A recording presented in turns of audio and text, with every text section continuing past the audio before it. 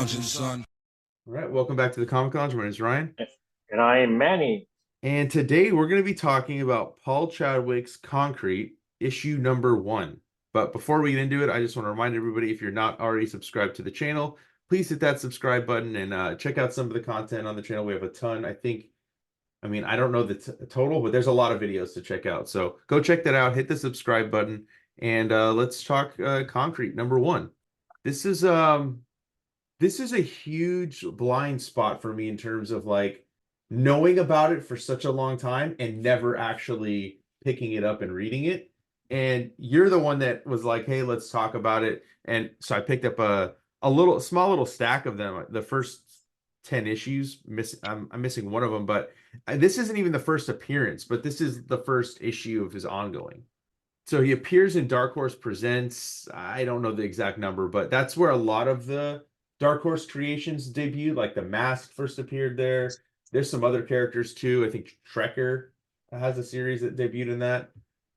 Black Cross, a lot of cool stuff to come from that Dark Horse Presents series. You're reading from a trade? I am. I have these editions that Dark Horse put out. Like, let me see what the forward was written by Paul Chadwick in 2005. So this was released in the early 2000s. Oh, okay. And they're like the dimensions are smaller. They're about 6 by 6 by 10. Mm-hmm. Similar to the dimensions that Dark Horse did with Sin City, I think around this time. Oh yeah, I remember that. Yeah. I think what the books do is sort of collect the stories in maybe chronological order as far as Concrete's like quote unquote timeline goes. But because there was several one shots, there was like a lot of anthology appearances, like you were just saying, Dark Horse Presents. There was a couple of miniseries, so they all kind of vary in like what they're about and how they're written. They almost, I think, maybe even group them thematically. Okay, that's interesting. Like this one is called Deaths. So what I'm reading is not like it wasn't in order of how you read it then. I don't believe that this was the first Concrete story I read. Yeah. I remember the first one I read being one where he like walks across the bottom of the ocean, which is a really beautiful story. Yeah, but I think that maybe it's issue 3 where he's like he's just in the ocean and they're on a boat. Is that the one you're talking about? Yeah, he walks and then like they kind of show you like how he sees things under the water. Okay, so maybe I'm wrong. Yeah, so like I'm not upset that I came at it from this way, but I almost want to check it out from the trade to see the way like a volume 1 collects the stories, right? Because again, they're introducing us to the characters. Paul Chadwick does a great job in this opening intro of talking about, he first tried creating it in 1983. This book is published 87. So it says March 87. I'm assuming like January, right? Because usually it's like a 2-month ahead. And this is a bi-monthly book, so it wasn't even coming out monthly. Talking about his like what originated the spark of Concrete and why he created him, which I think is very interesting. Talking about vision of passive invulnerability, somehow inviting, perhaps most significant. How could such an entity feel the sting of failing in a responsibility or the fear of taking a risk? The thought of being emotionally impervious as well as physically so brought comfort and somnolence. And I think that this is a very thought-provoking book. It's not. It is, yeah. It's very intellectual. And I don't think I really knew what to expect going in. So I was telling you before we hit record was like, I think you have to be in a specific mindset. So I tried to binge read some of these after we decided to read issue 1. I think this is a book where it benefits of taking your time, reading it slowly, not trying to just, and I don't want to say power through, I say that a lot, but just like I was trying to read a bunch of issues all within a very small amount of time. And it's something I think I should visit sporadically. I think you're right, and I think not to get all pretentious here, but like you said in the intro, he writes about how like he wanted to write about like passiveness, and like I think what this really is sort of like a very intellectual look at what it would be like to be something like Ben Grimm or something. Like you're this creature that's like on the inside you have a lot of emotions, but like you're unable to really express them physically, and it's. As the stories go on, you'll see that the book does get kind of deep. So you're right that it's not a book that you read quickly. You sort of have to read it slowly because it's slightly depressive because I think Concrete himself is a depressed character. Yeah, for sure, And dude. yeah, and it can be very powerful because like by virtue of like the body he's trapped in, he can only almost really, unless he's doing something like in this issue where he's going into the mine to rescue people, he has to be passive because he can easily hurt things or break them, and there's not Mhm. much he can do other than observe. And I love how, page one. So if you haven't read any of it, like you get all the intro of all the side characters, Dr. Maureen Vonnegut, not in relation to the author, which I love that they say that multiple times Yeah.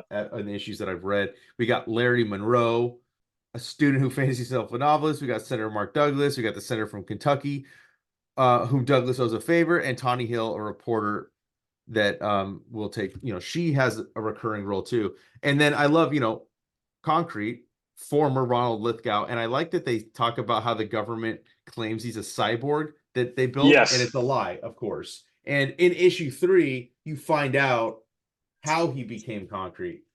I do want to point out in the intro that I have written by Chadwick, he references a couple of directors like Nicholas Roeg, Terrence Malick, and if you know who those directors are, they make very slow burn, like meditative, like slow moving but beautiful movies. So like I think that like what you said, Ryan, it was very on point. Is that this is a book that unfolds slowly, much like Concrete would move. You know, like there's a lot going on intellectually, and like Yeah. it's a very smart comic.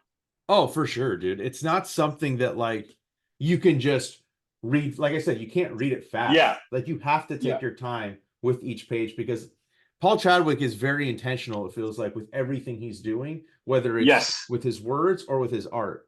I love that Concrete's become somewhat of a celebrity. Your tax dollars at work, Concrete in his yeah, head. You got somebody walking down the street with an I love Concrete bag.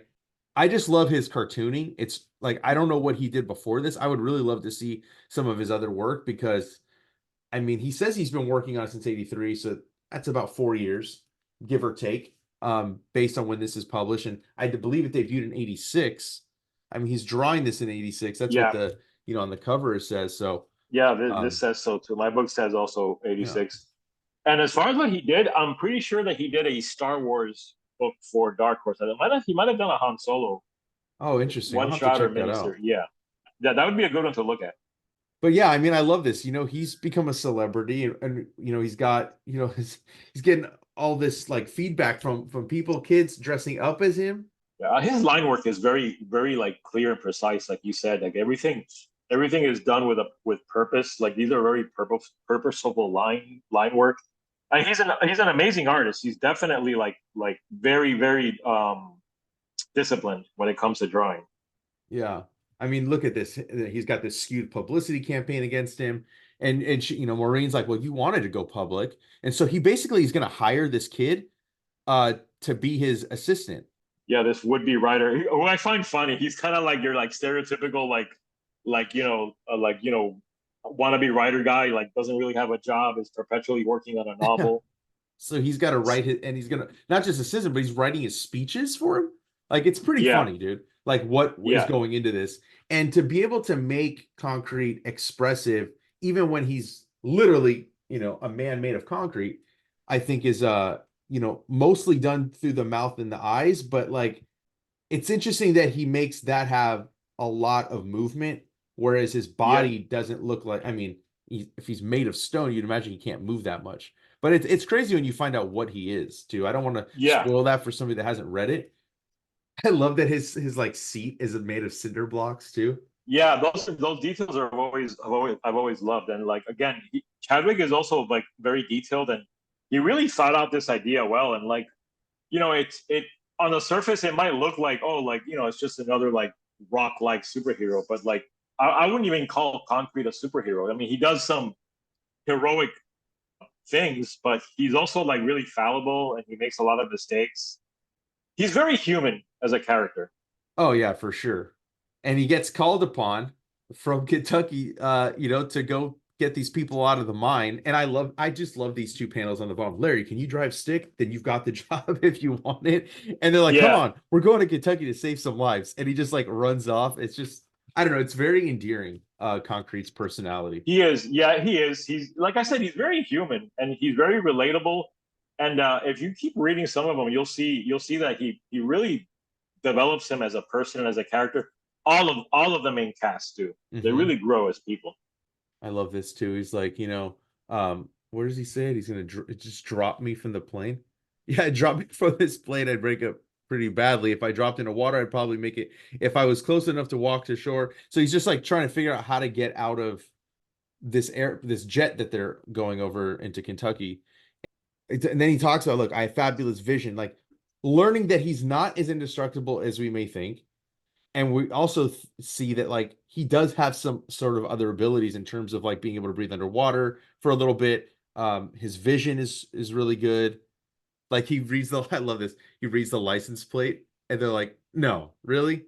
Oh, sure. Well, if you say so." And then like Larry, I think that's Larry talking, and he's like, "Oh, he's Yeah, just putting me on."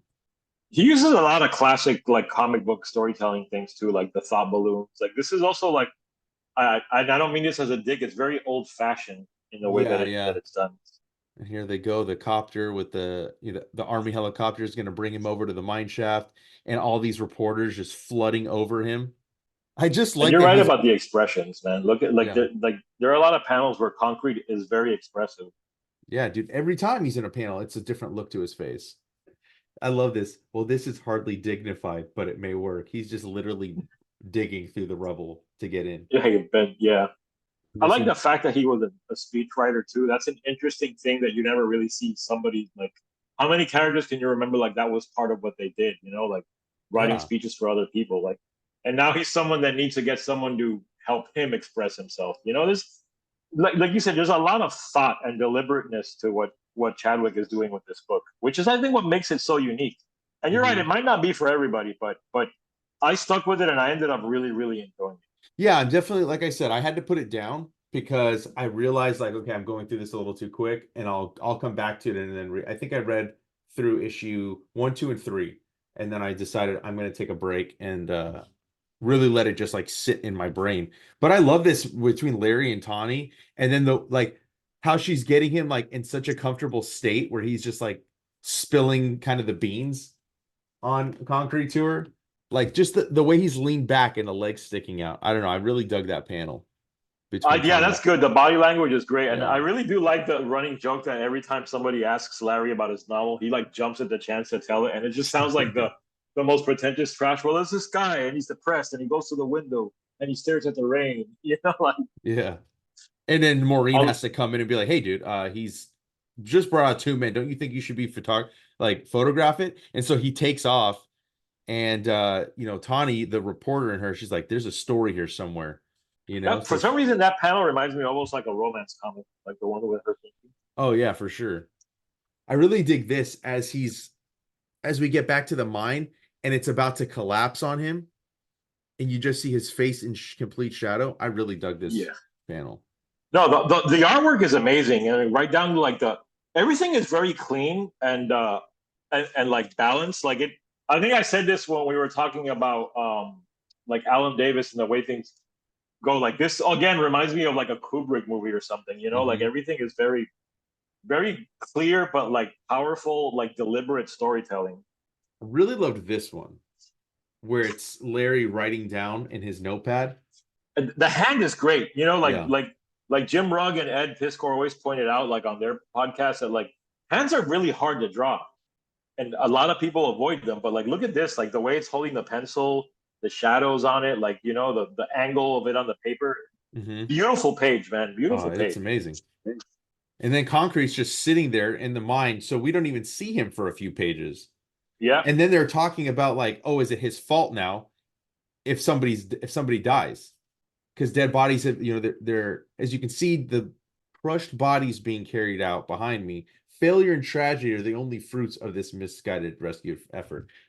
Concrete's trying to be here. He's trying to do good, but he's not really. That's not who he is. So he doesn't think He's about the not. consequences of what he's doing. I love these panels with the drink being poured. Hmm. And then just Very cinematic. overflowing. Yeah. And that's what I meant by fallible. It's that he's not like a superhero. Like he's trying to do a super heroic act here, but he fucks it up like a human would. He's very human and makes mistakes, and like he's still kind of like impulsive, and he can be selfish. As you read on, you'll see that he's very three dimensional, and he at some points you might not even necessarily like him, but you love him and feel for him. What also it feels like almost kind of like a commentary on superheroes and how, you know, they take it upon themselves to do these things, and then there's repercussions that you never really see dealt with. Like when they're fighting in the street and these buildings get destroyed. I'm sure Yeah, people are all the dying, collateral damage, man. You but they know. don't ever talk about that, you know. So Yeah, I thought it's interesting that like Paul, you know, is doing that with this book. And I love Concrete, like he's coming out of this little hole and he's like, don't just stand there, Larry, take my picture. Just so in but he's like got such an innocence to him, you know. it is, but at the same time, it's like he wants the attention. Yeah. And it's like later on when they tell him that the miners are dead, they're like, "Oh my, I'm sorry." It's not that it's an afterthought for him, but I think he was caught up in his own like story for a moment, you know? Yeah. And then they all just looking down at the ground. I like that too. Like that solemn look. And he's like, Very well, powerful, yeah, shall we very go quiet. up? So he makes it out. Maureen is, you know, obviously ecstatic because, you know, they're friends and stuff. And, and as he's talking to the senator, gee, I'd hoped for a little hero treatment, but if you say so, okay. Because he's like, it's all damage control at this point. A little detail, like see when he's stepping on the tarmac there, it's cracking. Yeah, this is just a really great comic. Yeah, And there's little details and you'll pick out like later on if you start. There was a detail earlier, like Concrete, like in his apartment, he has a lot of like a lot of his art deals with sexuality because he's someone that doesn't have any anymore. I think in one panel, like you see a painting behind him, his apartment. I'll see right when you first meet him somewhere after Larry walks in. oh, yes, yes, I see what you're talking about. That's an interesting You call know, that I didn't even think about yeah, that because they don't. you'll notice it more as you read the stories, and like Okay, it's because I think like he no longer he must have feelings of attraction, but he certainly can't act on them, you know? right. I really love, like I said, I really like Tawny, the reporter, and I love that she's pissed because she was sleeping. They're gone, and she's like, "There's more to this story, and I'll bet I can get to it through Larry Monroe or however I Yeah, have to." she's like the Lois Lane character, you Yeah, know, and dude. he is playing with some comic book stereotypes. I mean, he's in Concrete himself, he's subverting the superhero, you know. In Yep. Tawny, he's subverting the reporter. With Larry, he's subverting sort of like the Jimmy Olsen, like you know, Concrete's best pal kind of like a thing. You know, Can he's playing with all these things and he's making them his own and making them interesting. It's a good book, and I think there's a reason why it stood out when it first came out. Yeah, I really like this, you know, this quote from Mike Richardson and a note from the publisher in the back. You know, he says, Paul Chadwick's Concrete is a brilliant creation, displaying a depth of story and art present in only a tiny fraction of the existing body of comic work. I mean, it's such a great pull quote, and it's true Yeah, because, you know, even to this day, I think that it really, like, to me, it stands out. It doesn't feel at all to me like a product of its time. no, It feels time. There's a timelessness to it, and yeah, I'm very excited to kind of dive back into the book. You know, after, like I said, I want to take it slowly. I don't want to rush through it. You know, it is a great comic. The writing is great. The characterizations are like amazing. So I'm excited for more. And you know, thanks, dude, for saying we should talk about it on the channel. no problem, man. I want you to really check out. There's an art called Killer Smile, which is basically like a suspense film where like Larry gets kidnapped by these bank robbers and like Concrete is trying to save him, and it's a car chase, and like it almost becomes like a genre book at that point, like a you know like a crime, and that one's really good too. All right, yeah, I'll definitely be on the lookout for that. And everybody else listening and watching, I, you know, highly recommend checking this out. If this is something that you have heard about and we're on the fence, definitely go pick it up. It's an amazing book. And while you're at it, make sure you like, follow, subscribe, hit that bell icon so you're notified every time a new vid drops. And on that note, we're out.